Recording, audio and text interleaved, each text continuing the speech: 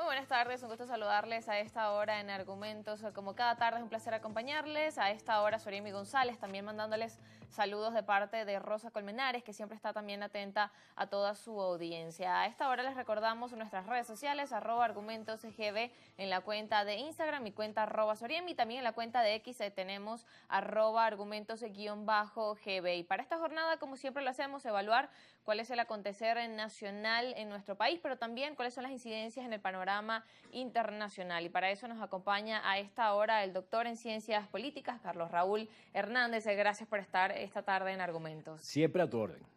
Gracias por acompañarnos y, como decíamos, para hacer un análisis no solo del acontecer nacional, sino también del internacional, quizás avanzar por las incidencias en el ámbito internacional. Y esta semana, precisamente, cuando se realizó la investidura del presidente Donald Trump, vimos su discurso, las primeras medidas que ha tomado y cómo esto incide en todo este juego, no solamente en la región, en Venezuela, sino en el mundo. ¿Cómo ve o cómo observó esa toma de posesión de Donald Trump y sus primeros días ya de mandato para esta semana? Bueno, tú sabes que es un acontecimiento muy interesante, esa toma de posesión, porque ocurrieron tantas cosas, fue tan rico en acontecimientos y en episodios dignos de mencionarse. Uno, porque se puede calificar de positivo, y otro de cantinfléricos. Entonces, es una variedad de cosas ahí que merece la pena, con ánimo objetivo, tratar de referirlas. Y sobre todo porque, independientemente de que no haya sido ninguno de los temas centrales ni laterales de la intervención de Trump, hay un suspenso en la opinión pública sobre qué va a significar la relación entre el nuevo gobierno norteamericano y el gobierno venezolano. Entonces, todas esas cosas es bueno despejarlas. Yo decía que hubo cantidades de aspectos que son positivos. Por ejemplo, yo creo que hay dos especies de rémoras que carga el mundo actual. Una es el fundamentalismo ecológico, ambientalista, que se ha convertido en una industria de la conservación y de los alimentos verdes y de la ropa verde y de todo verde, que sencillamente es una industria que además parte de un principio, que es el cambio climático, que no tiene absolutamente nada que ver con la acción humana, pero ha permitido una cantidad de incidencias y de cambios y de políticas internacionales y nacionales que se han convertido más bien en nuevos problemas y más bien han revertido contra su objetivo, que es la preservación del ambiente. Bueno, por ejemplo, el caso de las energías verdes. Bueno, las energías verdes se han convertido en una pesadilla, porque hemos visto todo eso, lo que está pasando con esos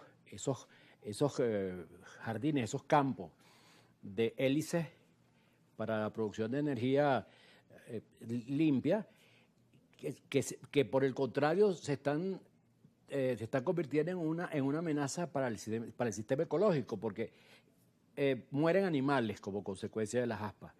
Otros animales terrestres, estoy hablando en el caso de las aves que mueren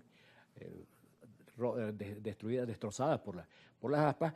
Por otro lado, los animales terrestres se enloquecen con el ruido constante de los molinos.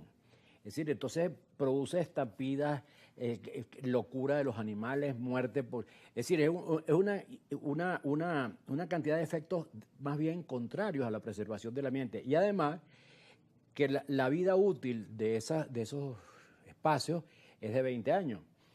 Bueno, ¿y qué va a pasar con esas grandes extensiones de paneles solares cuando se cumpla su vida útil? Se van a convertir en elefantes blancos, en cadáveres, en cadáveres tecnológicos. Bueno, eso es algo que se está discutiendo en el plano científico, pero que además quienes son los propulsores de esas políticas no les interesan y lo ignoran. Además, una tesis que ya se está imponiendo desde abajo es que el cambio climático existe desde hace millones de años. Periódicamente, la humanidad, el mundo cambia las temperaturas. Por cierto, el último cambio climático que se recuerda de importancia y reciente es en el siglo XV. Y en el siglo XV no había automóviles, no había explotación del petróleo, no había industrias, no había nada de eso, y sin embargo se produjo una situación invernal por bastante tiempo en Europa. Es decir, la conclusión a la que llegan los científicos es que los cambios climáticos no tienen absolutamente nada que ver con la acción humana, sino que son fenómenos siderales, son fenómenos...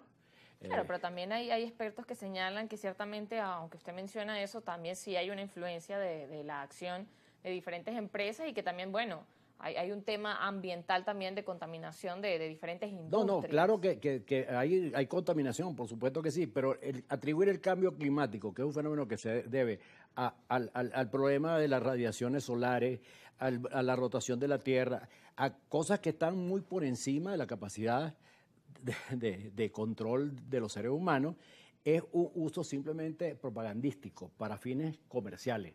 Claro, que al final eso sí tiene sentido, que muchas veces, bueno, se promueve un fin que, como dice, bueno, es alcanzar una tierra más verde y por debajo hay intereses que no se muestran. Bueno, lo que está ocurriendo en Europa, que la política de la Unión Europea es tratar de fomentar el florecimiento de la naturaleza, y eso ha hecho, por ejemplo, que destruyan los diques de agua, las represas. Bueno, eso produjo una tragedia como la de Valencia. Al no haber represas que controlen los flujos de lluvia, pues se produjo un fenómeno tan horrible como el que estamos viendo. Y por otro lado, la destrucción de la agricultura. No sé si te has fijado que hay permanentemente manifestaciones de productores rurales, de campesinos. Bueno, porque la idea es acabar con las zonas de cultivo para que se conviertan en bosques, para que la naturaleza florezca, e importar los alimentos y las materias primas de África y de otros países. Y todo eso es un constructo intelectual que va contra las tendencias reales de la sociedad, bueno, que sencillamente terminan siendo terriblemente perjudiciales. Claro, y ahora en ese sentido, como hablábamos del gobierno estadounidense, ¿hacia dónde cree que avanza? Bueno, cuando ya una de las primeras medidas era salirse de estos acuerdos sobre el cambio climático. Bueno, lo primero que hizo Trump fue denunciar el Pacto de París, que es el que establece toda esa cantidad de disparates, ¿no? Disparates, entre otras cosas, porque los científicos, en estos días yo publiqué una declaración de 1.200 científicos, encabezado por 3 premios Nobel, que dicen que no hay ningún problema con el CO2, porque el mito es que el CO2, hay que acabar con las emisiones de CO2. Dice, no, el CO2 es lo que permite el proceso de producción de clorofila de las plantas, y las plantas absorben el CO2 del ambiente. Entonces decía, si hay más CO2, las plantas crecerán más. Claro, pero si hay menos plantas y más CO2, allí es donde entra también. Claro, pero lo que te quiero decir es que son dos cosas distintas.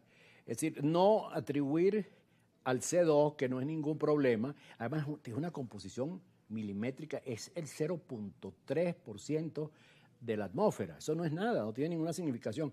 Y lo que produce el hombre de CO2, de ese 0.3%, no 3%, sino 0.3%, apenas el 1% es lo que produce el hombre. O sea, una cosa absolutamente insignificante desde el punto de vista estadístico. Pero alrededor de eso se ha creado una ideología ambientalista, bueno, para producir una industria, que es la industria de los automóviles eléctricos, que son un gravísimo problema más que una solución. Claro, y habría que hablar también diferentes factores que inciden no solamente en este tema de los autos eléctricos, sino también en otras consecuencias.